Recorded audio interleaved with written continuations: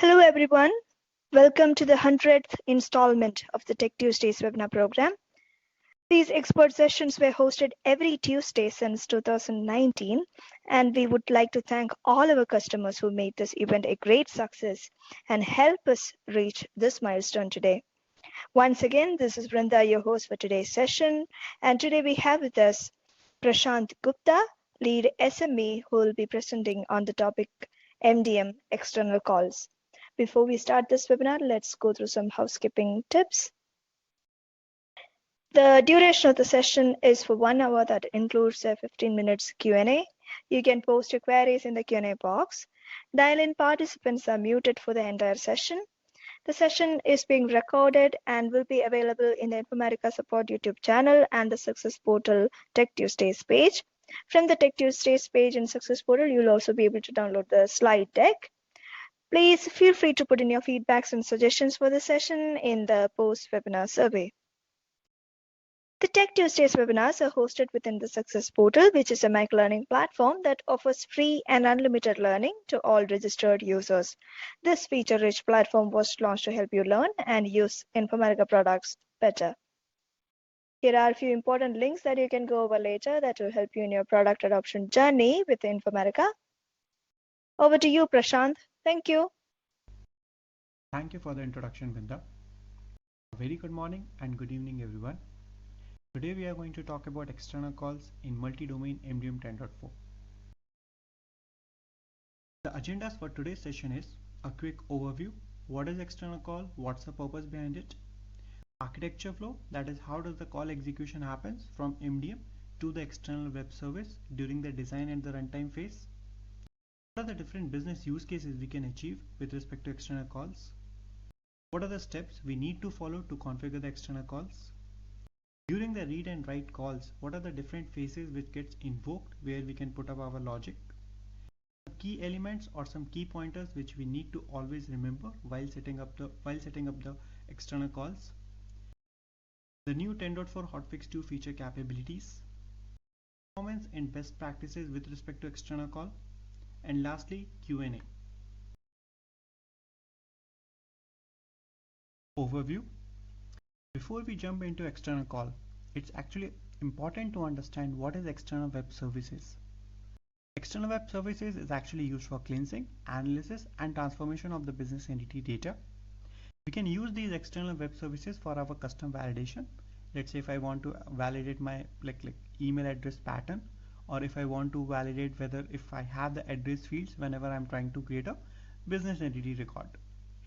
Also, external web services we can use to apply some custom logic whenever we do any business entity data transformations. Coming to external calls, so the idea behind external calls is very simple. We have our external web service available as a SOAP call. Then we configure this into the MDM to use the external web services for certain steps in BS execution logic. To do so, we need to configure the BE, the respective business entity, and the event phase for which we want to invoke the external service. Once done, then the execution will happen on the BS execution, and all the input and intermediate data which is being passed from one step to another will be available for the external SOAP call so that it can either be read, modified, extended, updated, and returned back to the main BS execution. The concept of external calls is actually being introduced from MDM 10.2 onwards. And with the help of external calls, we can try to formulate the same things what we were able to achieve with respect to the IDD user exits in the E360 user interface. To configure the external calls, it is a very easy configuration which we drive from the provisioning tool. And all these things when we talk about like from MDM to external web services, it is actually happens via the SOAP services, which is actually loosely integrated. Next, we have the architecture flow. As you can see on the screen, we have the external applications being deployed from which we can access via MDM through the WSDLs. And in the center, we have the hub servers where we have the provisioning entity 360 BS setup, which is tightly being integrated to the ORS schema. The complete flow we have divided into two phases. The left hand side we call it as a design phase, and the right hand side we call it as a runtime phase. So during the design phase, we need to define the custom logic and articulate the steps what is needed. At the same time, we also need to define what WSDL will get invoked, what corresponding business entity we want, and what phase we want to execute, so that whatever changes we make it will get saved into the metadata inside the ORS. Now coming at the right hand side, at the runtime environment, whenever we perform this on a specific business entity on a specific phase, it will get invoked. Let's say for example, if we have configured some logic on the read-co before everything, and we are performing a read-co call. In that case, it will retrieve the metadata information from the ORS and it will generate the necessary service call request that needs to be executed, and it will invoke the respective target service endpoint showcased in the right hand side external call application.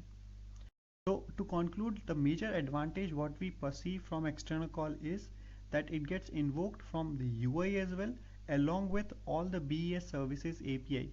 Either you can execute from Postman or either you execute from SOAP UI. So from all the endpoints, the external call is get invoked, which is a major advantage if we try to compare it with respect to the IDD user exit. Because when we talk about IDD user exit, it is only and only limited with respect to the user interface, which is static. Business use case.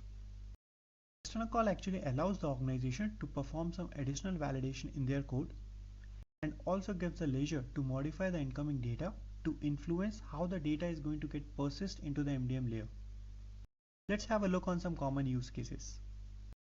So the first one, where we are trying to showcase that whenever we are trying to open a record or whenever we are trying to read any record, the data should get fetched from the external sources. So here we are trying to fetch the notes as a child information whenever a record is being read. Secondly, let's say if I have some shop case or some shopping portal where whenever we are doing any sort of purchase, a customer should verify that they should not have multiple billing addresses. That flag we can validate as well. And to add, we can also have some validations like whenever we are trying to create a record, we should not have like multiple address shipping types, or we cannot create a record without some primary address. So these are some common use cases what we can easily perceive or what we can easily achieve with respect to the external calls. So to achieve these different use cases, let's have a look on what are the steps we need to follow to configure these external calls. So we have the sample projects available under the ResourceKit installer path sample/bs external call, where we can see that the sample Java codes have been provided, which you will be able to import into your Eclipse. Once you import, then we need to define what is the custom logic or what is the extra validation we are going to formulate. Post that, in the custom logic implement factory implementation.java class, where we will define on which business entity we want the invocation to happen and what is the explicit phase it should get invoked. Once all this code we have done the particular setup, we are going to build the EAR and then we are going to deploy it on any of the application server. Either it can be JBoss, WebLogic or WebSphere over here. Once we deploy the EAR, then we can notice that the respective WSDL we will be able to access it on the browser, and then we will be able to define the WSDL and the SOAP services under the provisioning tool. Followed with, we need to define the external call on which business entity we are going to define with respect to provisioning tool inside an application. And then we can test it either like with respect to E360 UI page, or we can execute the APIs from some outside portal like from SOAP UI or from Postman, and we can validate there as well. Just to highlight over here, when we talk about WebSphere, we need to have explicit property use.source.based invoker equals to 2 in the CMX server and CMX cleanse property from 10.4 hotfix onwards. That property is applicable only and only for WebSphere, not for JBoss, not for WebLogic. Now let's have a look on the demo to configure the same. Here we have a local 10.4 hotfix 2 environment on JBoss, and if we just traverse under the hub, ResourceKit, samples, BS external call, so here the sample code what have been provided from the installers. And if I just traverse under the source Java, COM, Informatica, MDM, sample, CS, So here you can see that these are the sample Java files. So validate person is for the write operation, merge person when you are performing any sort of merge, and custom logic service, these particular files are like for the respective connection setup and defining the business entity and defining the respective phases. So what we will do is we will take this particular complete project and we are going to import it into the Eclipse IDE. So here we have imported the sample resource kit project into our Eclipse framework. And if I just expand the Java file, so here we have the necessary Java files along with some additional files which are needed as part of our demo. So one thing to add is if any customer is planning to do the upgrade from 10.3 to 10.4 branch, then they need to use the updated resource kit project because there are some additional changes happened as part of 10.4. So whatever the working EAR of 10.3, that is not going to work in 10.4. They need to use the updated code of resource kit and they need to build the new EAR with 10.4 hotfix to library jar files and then only deploy it on the application server. So just to precise again, like the 10.3 EAR is not going to work for 10.4. So now let's see on what are the changes have been added up. So the first class is custom logic service.java. So here as you can see that we have new configuration is something like string application name equals to E360. So here we will define the trusted user, either it can be E360 IDD or even we can create a new user in the hub console by passing the public certificate as well. The second change is something like the bs client.property. So this is a parameterized file which where we pass the environment information. So if I just expand this, we will see that bs client.properties where we will pass the respective uh, the environment host name and the port as per our application server, and we will define the particular protocol as well. So from 10.4 onwards, we support only HTTP. EJB is no longer supported. So make sure we correct this as well. So once we define these two things, so in the custom logic service, these are the necessary things needed for the creating a composite service client. Then we will talk about custom logic factory implementation class. Here we are going to talk about, okay, whatever our logic is, that is going to invoke on what business entity names and on which particular phases. Either it can be read or either it can be write. Even it can be merge as well. So once we define all those things, so as part of like 10.4 resource kit setup, what they are doing is they are fetching, okay, I have a root business entity called person and I'm just traversing to its respective child addresses, and then I'm just validating, okay, if it is exist or not.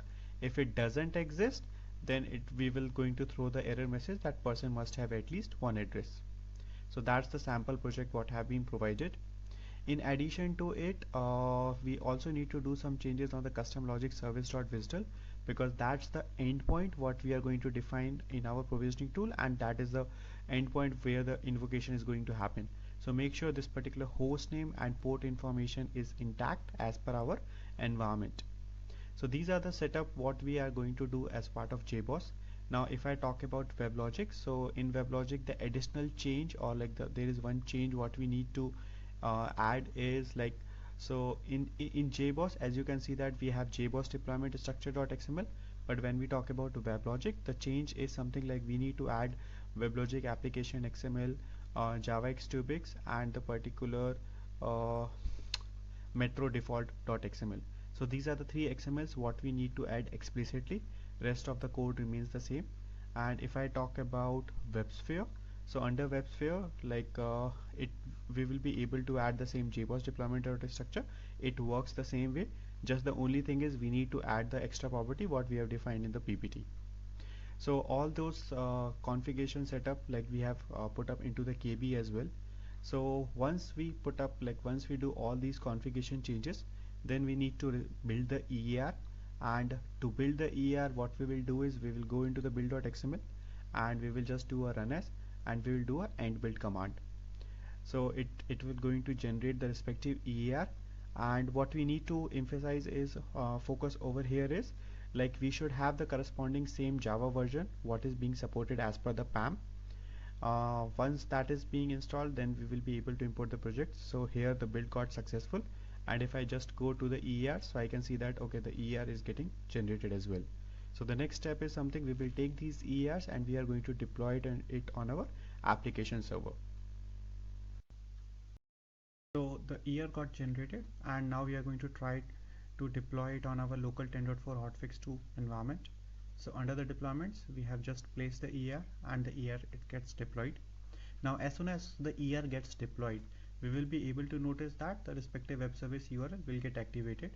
Okay, so that's the particular endpoint, and if you just go to click on the custom logic service, you will be able to access the respective WSDL. That's the WSDL, and the endpoint, we just need to make sure it is the same one with respect to the localhost and the port what we have defined into our EAR setup. So now once the WSDL gets accessible, right, so we'll just copy that particular WSDL, and then we will come to the respective provisioning URL, and here we are going to define the respective under the extensions tab. We will define first the WSDL. So under the WSDL, you can see that okay, that's the endpoint what we have copied, the WSDL URL. And then once defining the WSDL, we will come back to the SOAP services. Under the SOAP, here we are going to define the external endpoint. That is, we are just want to choose that particular WSDL over here, and these values will get auto populated. And then we are going to define the external call. So under the external call, there are two things, like on what business entity you want to invoke and what particular service faces. So this should match with your custom logic factory implementation class, whatever we have coded over there. So these are the service faces. You can understand like different steps at which step you want to invoke your code, and this can be either on the B level, means a CO, and it can also be on the view level as well. So here you can see that we have view phases as well.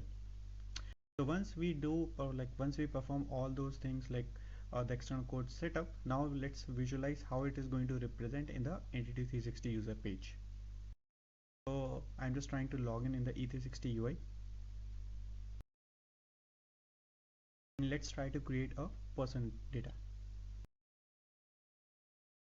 So let me just put some test data.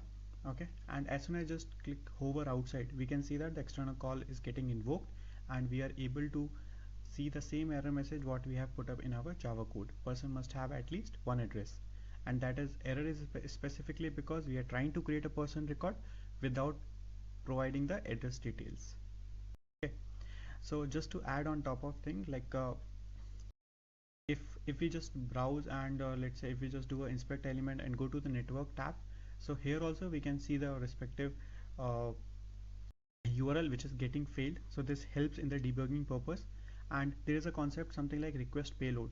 So whatever the columns which are being touched in the E360 UI, as you can see that I have tried to touch for like party type being person, first name and last name. So those particular values are actually a part of input SDO. So input SDO is something like whatever the columns you are touching, and that particular goes into the payload information. And as I mentioned in the very first slide that external calls test, we can do it outside the E360 user interface as well. So let's try to execute this URL outside from the E360 UI. So we have a postman over here, and under the postman we just pass the particular payload. So here I'm just trying to take this particular payload, and I will just come over here, paste it, and with the same endpoint we are going to send that. Here you can see that we are getting the same error message what we are getting in the E360 UI. So that's the major capability of external call, that it gets invoked from outside the BS service API as well. That's the first way what we just discussed, how to throw the error message in the E360 UI based on some custom logic. Now let's take another use case where we are trying to modify the input SDO. Let's say if we have a use case where we want to add some extra information from some external sources or from the database while trying to fetch the product details or let's say material information. So let's see how we are going to achieve it. Now in this particular external call code where we are putting the validation error message, I'm just trying to add some more information into the input SDO. So in an actual implementation, definitely like you would be retrieving the information from some external sources via a web service or from the database. Just for this brevity of this demo, we are trying to hard code it. So in terms of E360 wise, let's say we have a parent and we have a child, and as soon as I choose some parent details, then automatically child details should get appended into the input SDO. So we are trying to formulate a dependency between a parent to a child. So here what we are trying to do is we are trying to create a child, something called emails, and as soon as I create a person record information from the UI, then this electronic address should get appended into the input SDO. That the corresponding data object we are trying to add it and set it into the UI layer. So here there is one concept called resume logging. What we need to focus is if I'm trying to add some extra information into the existing input SDO, then I need to use this line change summary.resume logging. That is, the system is trying to create a person record, and on top of it I'm trying to create an email child from this external code. Then we need to use this flag of resume logging. Now let's see how this is going to visualize in the E360. Now I'm just traversing to my E360 UI page, and what I will just do is, let's say in the same page I'm just trying to add some address information. Let's say something like this, and now if you can see that automatically the email section will get appended what we are trying to set it from the external code. That's one of the different use case what we can achieve by modifying the input SDO part. Now let's talk about the different service faces available in the BES external call. So as we discussed, these external calls are available for the BE and business entity view as well, because we know that in the layouts we can configure any of these. And in the left hand side you can see that we have different phases available for the business entity. CO stands for the composite object, and in the right hand side we can see that these are the phases available at the view level. So if I have some use case where I want to perform some read call and put up my logic, then I will be going to use either of before everything or the after everything. And if I want to perform some validation during the save button, then I can choose any of these particular phases which will get invoked one by one. And then we have, like, if I want to perform some operation during the merge, then I will be using preview merge CO or the merge CO. And in the same fashion, if I have some operation or if I have some logic need to be invoked during the view, then these are the different phases we have availability. One of the important factor to highlight is, let's say these business entity transformation, that is our respective cleanse functions, gets invoked before the after validate and after the before validate. That is, like, it is at the intermediate level. So let's say if I have some use case where I'm dependent on the cleanse function output, then I'm going to put up my logic in the after validate section. And if you have some logic which is not dependent of any of the cleanse function, then you can put up your logic in the before validate section. Next we have external call phases during the read operation. So whenever we perform some query search or the smart search or some read call either in the E360 UI or from outside, then these read CO external phases will actually get invoked.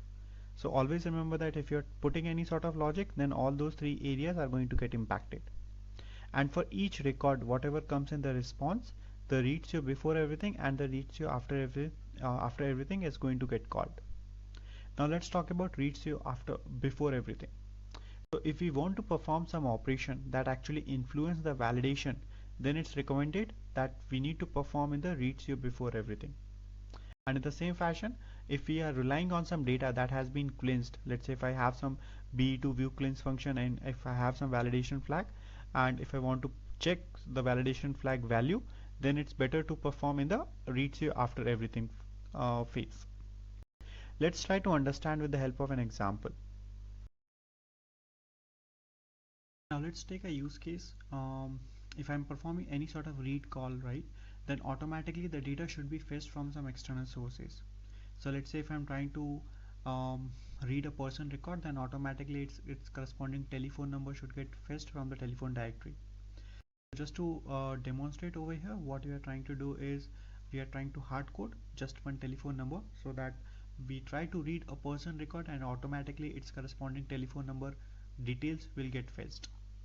So here if you can notice, I have a read CO after everything phase, and in this particular validate add phones class I'm just verifying that particular person row ID object is not null. That means the record exists into the database, and I'm just then populating the respective telephone numbers with the value like whatever the phone type number and the phone type display, those particular informations. Okay, so let's see how it is going to reflect in the read CO and the query CO and the smart search calls. So here if you can see, let's say if I just try to create a fresh record. under the party information, I'm just creating fresh record. Only and only I'm just providing the parent details. So let's say this record and choosing the party type and creating this. So now you can see that I've just created a fresh row ID object having only the parent details. So if I just try to do a read call, you can see that okay, the particular parent details are being fetched along with the respective telephone number is also getting appended. That is one of the way how you can read the data from the external sources and you can append it into our external code logic. This is about the read call, and let's say if I try to do the same thing for, let's say, query CO. So over here I'm just using the base auth, and so if I'm just performing a query CO, like fetch all the records which are having the first name John on the respective person view, I just send the request. So you can see that okay, I'm getting the respective information, and along with that I have the person phone number information being appended. That's one coming from the external calls. In the same fashion, if I do a search entity, that is the respective smart search. So I'm just trying to fetch all the Johns on the person business entity at the depth level 2. Depth 2 is something like till what number of childs I want to fetch the data. So here if you can see that for particular John Smith, automatically the telephone number is getting appended. So that's the way, like if you perform any sort of, if you put up any logic on the read to external faces, then all the three layers it actually gets invoked and the data will get appended during this particular calls. Next we have external call faces during the write operation. So as you can see on the screen, during the write we have two sections, one during the save and second during the apply. So to have this, control this into our external code logic, we have a flag something called validate only. It is actually a boolean flag. So here you can see that okay, when it is true, that means we are trying to make some changes either in the parent or the child information, or we are trying to navigating to any other child. And when it is null or false, that means we are trying to do the actual save. So that's why you can see that okay, like if validate only, like the main idea for validate only, I can say that it is, if it is true, that means the information is just going to get validated, it is not going to write into the database. And that's why you will see that okay, the actual save is not happening over here, and the actual save is going to happen when you click on the save button. Now let's talk about the different phases what gets invoked. Okay, so we have write-co before everything. So that's the very initial stage, like nothing change happens in the user input. Then we have write-co before validate. So in the write-co before validate, the whatever the default values have been set, and we can control, or we actually know what happens to a child data, whether it is being create, accept, or any sort of operation being done. Next we have cleanse transformations, like whatever the view to BE and BE to B transformation what we have set up, those gets called.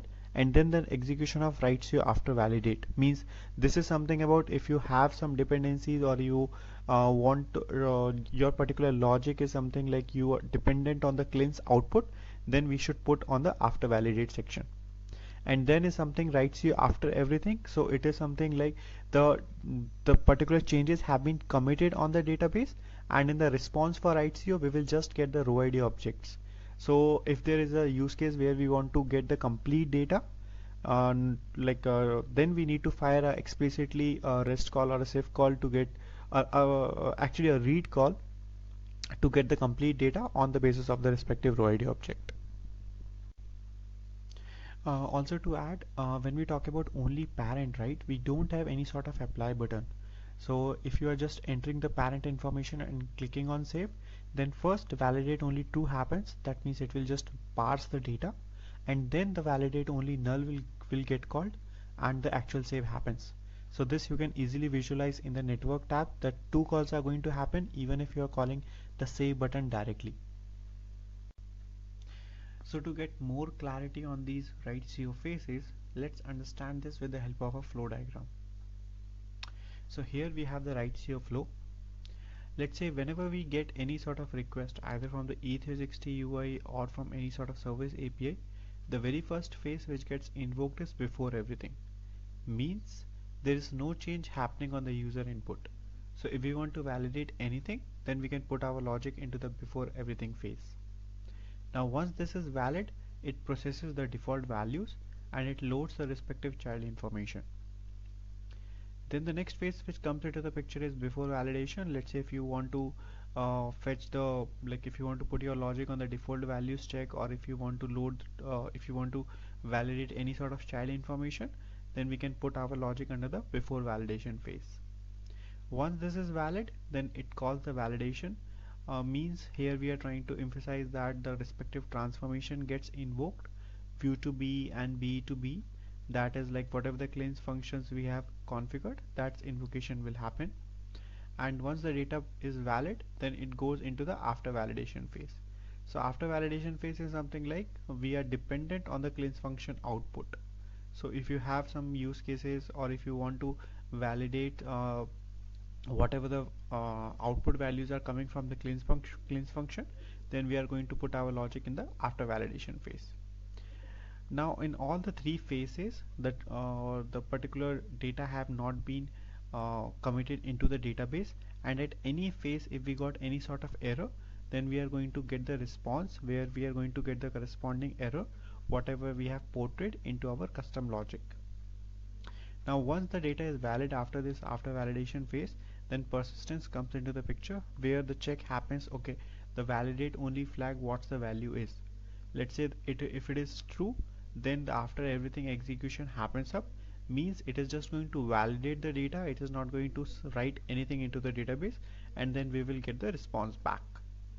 But if the validate only flag is value as null or false, then the actual persistence happens, means now the data will come into the database layer, and now the save is going to happen, means the actual data is going to commit into the database layer. And at the last we have the after everything phase where we will going to get the respective row ID object, like whatever the record is being created or updated. So you are going to get only and only the row ID object information, not the complete BO record details. So if you have a use case where you want to fetch the BO record details, that means we need to fire some explicitly a read call, and that information we will get under the response layer. So that's the complete flow how the write-CO execution happens. Next we have gotchas, where we have jotted down a couple of pointers what we need to keep in mind during our implementation process. First one is like WSDL, SOAP, external call services, whatever we have configured under the provisioning tool. At the backend side, it gets stored in the crepos COCS config table under the extensions row XML. So in the database, let's say if I just fire a query, select star from crepos COCS config. So here you can see that we have extension XML, and I can just see the contents of this XML. Just go to the text. I've just copied it, and let's say I just paste it over here. So here you can see that we have the WSDL information being put up, and if I just traverse down, then I will see the corresponding SOAP services and the external call information. So this is the way how you can just retrieve the XML, or you can fetch the details from the backend as well. Next point is, right now with the current design of the BES external call, all the APIs whatever we execute with respect to the external call services are actually executed outside the transaction of a BES. For example, let's say in IDD if I perform a SIF call in the user exit, then it participates in the same transaction as the user action. That is either the complete thing being saved or it does not save. But with respect to external call, it is outside the transaction of a BE service action. That means we won't be able to get the uncommitted data during the external call. And in the same way, if we perform any sort of SIF call, then it is totally a separate independent transaction. In external call, whatever the calls we fire, it is an extra HTTP request. So whenever we are firing a concurrent load, we need to be aware what is the thread configurations we have defined in the app server layer. Whenever we perform any sort of BES calls from the external call layer, then the very first request will actually take time, and the reason is it is going to generate the SDO on the client side, the service data objects for the corresponding provisioning schema that gets generated. The next we have is as I mentioned earlier, these particular external calls are integrated into the services which even UI also use, so it is called all the time. These external call services like particular WSDL or the ER we can deploy in any of the different machine. Just we need to make sure the tenant connectivity works, and it is not necessary that it needs to be deployed on the same MDM JVM. It can be on any other machine as well. One of the recommended point, like if we are trying to deploy the external call ER in the same JVM what we have in the same JVM as per the MDM in a multi-node environment, then it is recommended that we use localhost in the WSDL URL as a host name. So currently with respect to external calls, we don't have any task handlers like what we were having in IDD user exit. So if we want to customize anything or perform any sort of validation, then the recommendation is we do it via customizing the ActiveOS workflow. In terms of write CO calls, only and only the columns what we are touching, like what we are modifying and what we are passing into the UI, only those gets participated into the incoming STO or in the request payload. It will not send the entire structure. And in the same fashion, in terms of read CO calls, it totally depends whatever the depth and parameters we are passing to filter the data in response. Now to overcome this, there is a property being introduced in 10.3 EBFs cmx.e360.submit underscore all equals to true. It is actually a global switch parameter in the CMX server properties, and once you enable it, you will notice that all the BE fields, whether it is parent, child, grandchild, it will actually load into the save payload, and it will also participate in the transformation and the cleanse calls.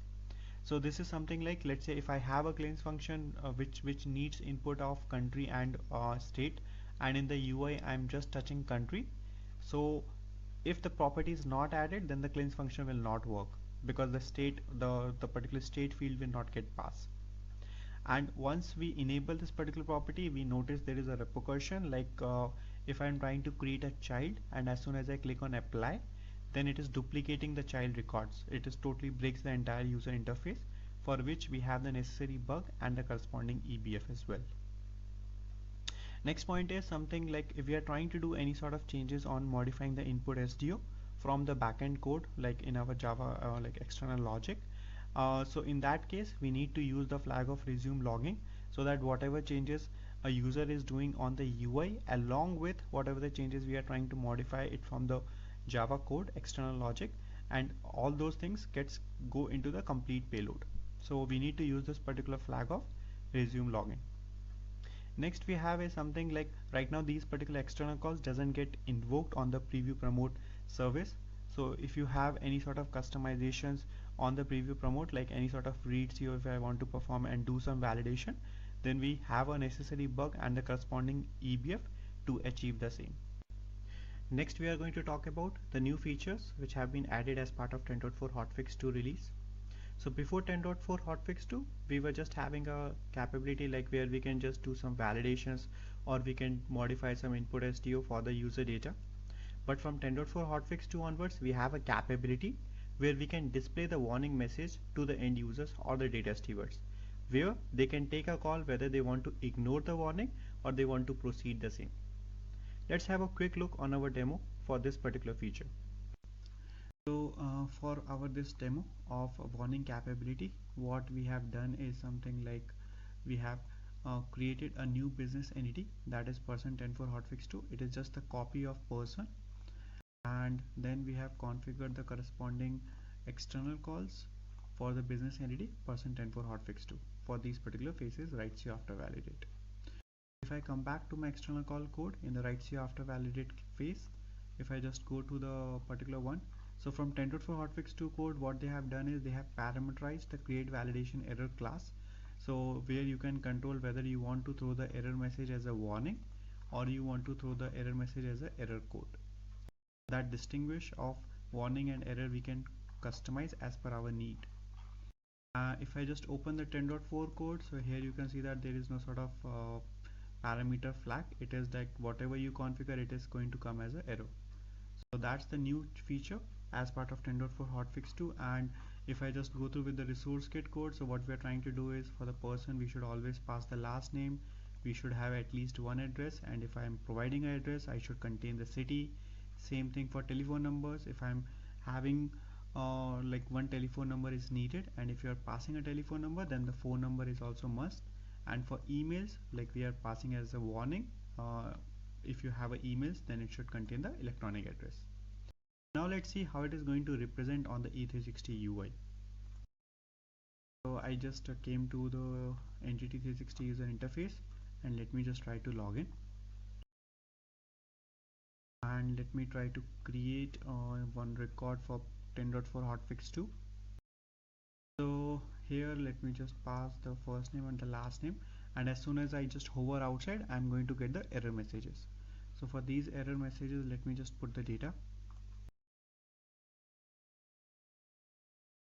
So you will start noticing that okay, previously we were having red color that was actually acting as an error. Now this yellow color represents the warnings that if for the particular phone number I need to pass the particular phone number field as well. So let me just try to create an address, and let's say I just pass this. So now if you notice that these particular yellow errors are coming up, not errors, warnings are coming up, and that's the new feature what being introduced. Now on these warnings, the data steward can take a call whether they want to provide these particular values, or they can just take a save call and it gives a pop-up message again whether they want to provide the values or they want to just continue with the flow. So let's say if I just click on yes, then you will notice that okay, those particular warnings are being like ignored and the particular data gets created. Now whatever we did with respect to the E360 UI, that same we will be able to do it with respect to like outside Postman BS service APIs as well. So let's say what I'm trying to do is on the person 10.4 hotfix 2, I'm just trying to do a post call and I'm not passing the electronic address and the cities. So if I just do a send request, I will see that okay, I'm getting the complete warnings along with all the error messages. Now in this 10.4 hotfix 2, if I just pass this particular flag, ignore warnings true, then you will notice that okay, only the corresponding errors are going to come up in the response. The warnings are being suppressed. That's the flag what we can pass into our REST call.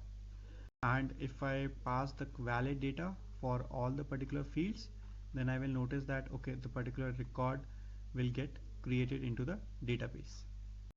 That's the feature what we have under the 10.4 hotfix 2, the warning capability. Next we are going to talk about the differences between the IDD user exit and the BS external call. Availability. The number of places where external call gets invoked is actually bigger than the user exit supported by IDD. It's just because when we talk about IDD, it is just confined to the UI extension. It does not offer the low level intervention. But with respect to external call, it gets invoked either from the outside BS service APIs along with the UI as well. Distributed transaction support. For IDD, the transactions are within exe, that is means it gets executed within the same JVM Java machine and thus with the same distributed transaction. But when we talk about external call, so it is the services are executed outside the transaction of a BES. Get connection. So we have the parameters available, like if I want to connect to the ORS to perform some SQL, I can just do a get connection. But when I talk about external call, then I need to make a connection explicitly. Integration. Since we know that like whatever the IDD application we create, it is just confined to the BDD config like with the same JVM, so it is tightly integrated. But when I talk about BS external call, it is something like we deploy it as a WSDL and it is loosely integrated via the provisioning tool configuration. Storage. The IDD user exit, what we create, it gets stored in the crepos ds config in the CMX system schema and also gets stored on the file system level hub server temp IDD folder. With respect to external calls, the ER it gets deployed on the app server, like the particular app server deployments directory. Next we have deployments. As we know that IDD is actually a part of the same JVM, so it becomes an integral part of the MDM2. But with respect to external calls, it's something like we can deploy it on any other machine, just we need to make sure the connectivity works. Next we have performances in the best practices.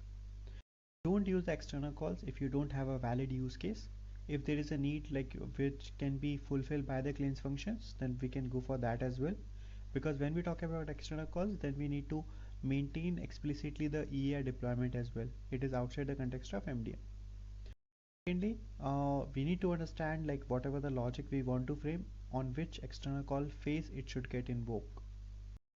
It's recommended to have a separate class for each external call so that we can backtrace the code.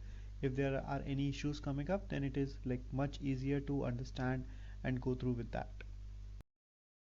Also, we need to understand that okay, whatever the logic we are going to frame, it should invoke at what place, whether it is something around like when you are trying to navigate from one child to another, or whether you want to click on save, and that you will be able to control with the help of a validate only boolean flag, what we discussed in the previous slide. So if the value is null or false, then it gets invoked on the click of the save button. But if it is true, then it is something like whenever we are trying to make a change in the parent or child or grandchild records, or we are trying to do the navigation part. The final writes you after everything. In the response, we only gets the row ID object for the particular parent and the child data. If you want to get the complete data information, then you need to fire a read BES call explicitly. And also the major recommendation is something like, because we notice n number of issues coming up, so better to add some loggers so that you can have a track on the code flow. At each line you can get a trace, okay, at which particular line you are getting a error or not. Like there are some sort of use cases where we can notice that okay, like if you want to validate something, those things we can achieve via custom cleanse function as well. So if there is a need where we can achieve a use case via cleanse function, then better we can control with that rather than writing a Java code. Also, if you are having any sort of read operations, like if you are writing any sort of read external faces logic, then please note that it is going to get invoked on all the three places. So just have a checkpoint on that as well. Next is something like if you want to perform any sort of BES or CIF API, then it is something like you need to create a connection explicitly and fire the same, how you do it as a standalone code. Lastly, we have like if we are firing any sort of read API calls under the external call hood, then make sure like use single depth ORS, because if we talk about for customer 360 or the supplier 360 accelerators, we have good amount of childs. So if you do a full root and child read level depth, then it is a performance concern. That's all we have for today. Now we are open up for Q&A.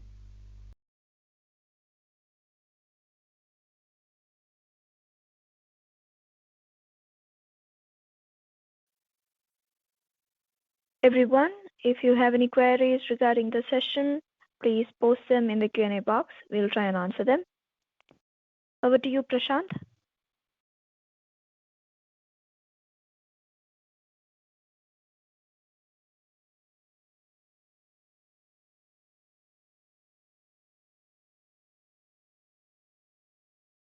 Before we start to address the questions, I would like to call out that this session is being recorded and it will be available in the Informatica Support YouTube channel and in the Success Portal Tech Tuesdays page. You'll also be able to download the slide deck from the Tech Tuesdays page in Success Portal. Also, there is a survey that goes right after this session. Please let us know your thoughts about the session, and if you have any suggestions for future topics, please let us know. I think we have a question from Arijit. Can we answer that question, Prashant? Sure, Pinda. So regards to DNB, right, when we talk about, so hope I'm audible right now. Okay, great. Yes, you are. So I'm sure. So Arijit, when we talk about DAS, right, so like being as a DNB, we have a DAS providers, what we can do the setup under the extensions in the provisioning too. So for that, it's nothing like it is a separate SOAP service which we will invoke it. Just we need to make sure we are doing the correct sort of transformation B to XML and XML to B being mapped.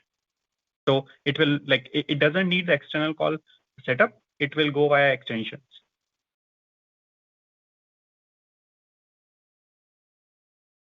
Does that sound good?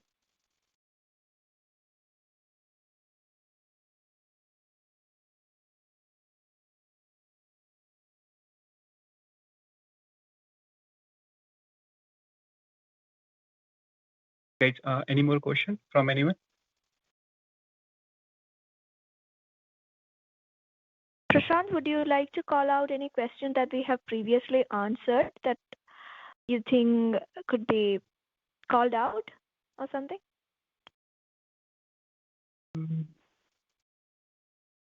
No, I think that we are good. Okay. Okay.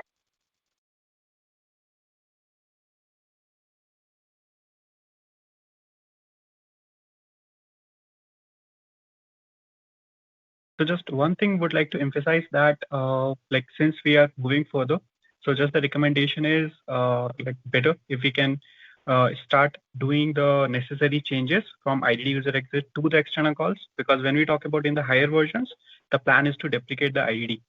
So there will be a chances like whatever the IDD user exits code, whatever the logic we have written, it's better we start migrating the code to the BES and external call setup. That's all. Thank you, Prashant. There is one question from Michael. Can we answer that? It was very clear. Yes, Michael, I can understand that. Like being in this particular session, complete code we cannot go through. That's why we have done the scheme scenario part.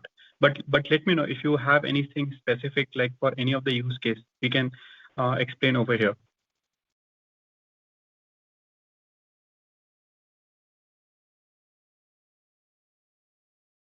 Okay, just for the easier understanding, we will write a necessary KB as well, just to understand the code flow. So it is just like whatever the logic we want to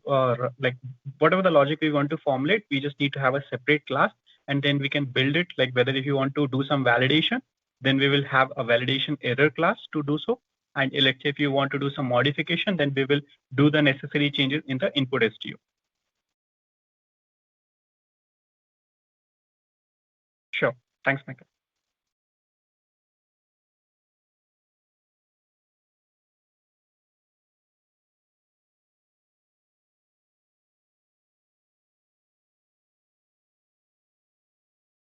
We have some more time.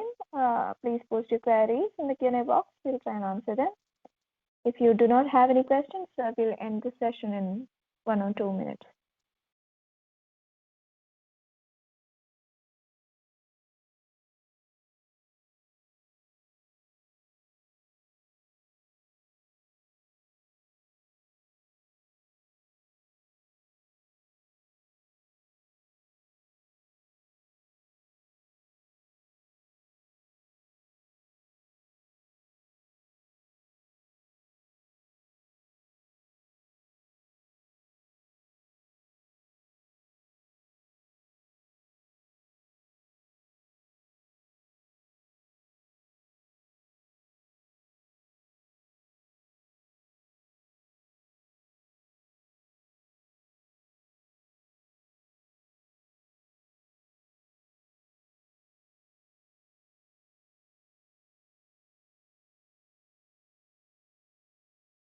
Yeah, I think we have answered all the questions that came in. Hope we have answered all your questions and queries, and we were able to address them all. If we have failed to do so, we'll get back to you right after this session. We'll try to do that. Thank you, Prashant, for setting aside some time for this wonderful session. Thanks everyone for joining for the session. See you on our next Tech Tuesdays. Bye. Thanks, everyone.